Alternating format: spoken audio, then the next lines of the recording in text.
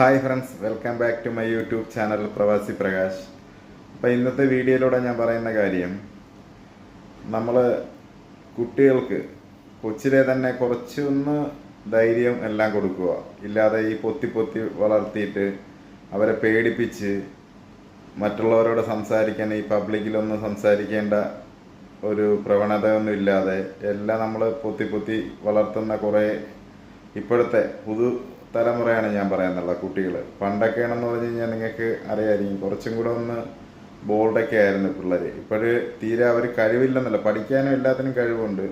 പക്ഷെ അവരെ നമ്മൾ പേടിപ്പിച്ചാണ് വളർത്തുന്നത്. പഠിക്കണം പഠിക്കണം പഠിക്കണം എന്ന് പറഞ്ഞിട്ട് അവർക്ക് എന്തെങ്കിലും ഒരു കോളേജിൽ പോയി ഇപ്പം ഈ സംഭവം പറയാൻ കാരണം, ഞാൻ നിതിൻ രാജ് എന്ന് പറഞ്ഞിട്ടൊരു കുട്ടി ആത്മഹത്യ ചെയ്തില്ലേ. അപ്പോൾ അതിൽ ഇപ്പം ആ കോളേജിൽ നടന്ന എന്തെല്ലാം കാര്യങ്ങൾ, എന്തെല്ലാം പീഡനങ്ങൾ സംഭവിച്ചു.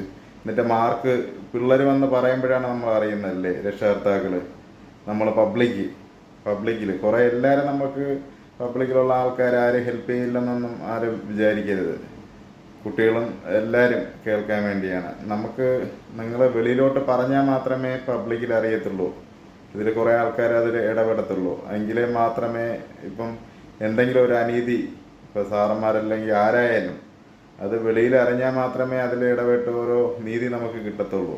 അപ്പോൾ കുട്ടികളെ കൊച്ചിലെ തന്നെ പറയണം. നമ്മളെ പെൺകുട്ടികളാണെങ്കിൽ അവരെ പറയണം, എന്തെങ്കിലും അസഭ്യം പറയുകയോ ദേഹത്തൂടെയോ അതെല്ലാം നമുക്ക് അച്ഛനമ്മ സ്കൂളിൽ നിന്ന് വന്ന് വീട്ടിൽ പറയാനും അവർക്ക് ഉള്ള ഒരു അവയർനെസ് കൊടുക്കുക, ഒരു ധൈര്യം കൊടുക്കുക. എന്തുണ്ടെങ്കിലും ഞാനുണ്ട് എന്നുള്ള രീതിയിൽ. ഇല്ലാതെ പരീക്ഷയ്ക്ക് ഇപ്പോൾ ആ പെൺകൊച്ച് പറയാണ്, ആ മരിച്ചതിന് ശേഷം നമുക്ക് മാർക്ക് കുറയ്ക്കും എന്ന് സാറ് പറയുന്നു ക്ലാസ്സിൽ. വീട്ടിൽ ശരിയാണ്, മെഡിക്കൽ MBBS കാര്യങ്ങളൊക്കെ ആകുമ്പോൾ അത്രയും ലോൺ എടുത്ത് വീട്ടുകാർ പ്രതീക്ഷിക്കുമെങ്കിലും ആ കൊച്ചെന്തായി, ആ പയ്യൻ്റെ കാര്യം. ഇപ്പം നിങ്ങൾക്ക് ശരിയാണ്, നിങ്ങളെല്ലാം സഹി കേട്ടിട്ടൊരു ഡോക്ടറേറ്റ് കിട്ടിയിട്ട് കാര്യമുണ്ടോ? നിങ്ങളൊന്നും ചെയ്യത്തില്ല. എന്ത് ചെയ്യാനാണ്? നമ്മളെ ഇന്ത്യൻ ഭരണഘടന ഉണ്ട്, നീതി നമുക്ക് കിട്ടും. നിങ്ങൾ പബ്ലിക്കായിട്ട് പറയുക, വെളിയിലോട്ട് ധൈര്യമായിട്ട് പറയും. എന്ത് പീഡനം ഉണ്ടെങ്കിലും വെളിയിലോട്ട് പറയും. നമ്മളെ സഹായിക്കാൻ എന്തായാലും കുറച്ചൊരു ഒതുങ്ങി നിൽക്കും.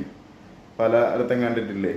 പക്ഷേ കുറേ ആൾക്കാർ സഹായിക്കാൻ കാണും. രക്ഷകർത്താക്കൾ ധൈര്യം കൊടുക്കുക അതിന്. പിള്ളേർ നിങ്ങൾ കോളേജിലും സ്കൂളിലൊക്കെ ആണെങ്കിൽ എന്തെങ്കിലും സംഭവിച്ചു കഴിഞ്ഞാൽ പബ്ലിക്കിൽ നിങ്ങൾ വീട്ടിലോട്ട് വരാൻ വീട്ടുകാരുടെ അടുത്തൊന്ന് പറഞ്ഞിട്ട് പോകും. ബാക്കിയുള്ളത് അവർ നോക്കും. വീട്ടുകാരും ധൈര്യമായിട്ട് മുന്നോട്ട് പോവാം. ഒരാളല്ലെങ്കിൽ കുറേ പേരെങ്കിലും കൂടെ കാണും. നമുക്കത് ഒരു ജീവൻ പൊളിഞ്ഞിട്ടല്ലല്ലോ, അതിലൂടെയാണ് ഇപ്പം അങ്ങനെ വെളിയിലാക്കി സാറിനെ. അങ്ങനെയാണോ നീതി കിട്ടുന്നത്? നീതി കിട്ടുന്നത് എന്താണ്? ഇപ്പം വെളിയിൽ എല്ലാവരും പറയുന്നു, പേടിക്കണ്ട, ധൈര്യമായിട്ട് വരും. ഒരിക്കൽ ഒരു ജനനം ഉണ്ടെങ്കിൽ ഒരു മരണമുണ്ട് അല്ലേ? അതെന്തായാലും ഉണ്ടാവും. ധൈര്യമായിട്ട്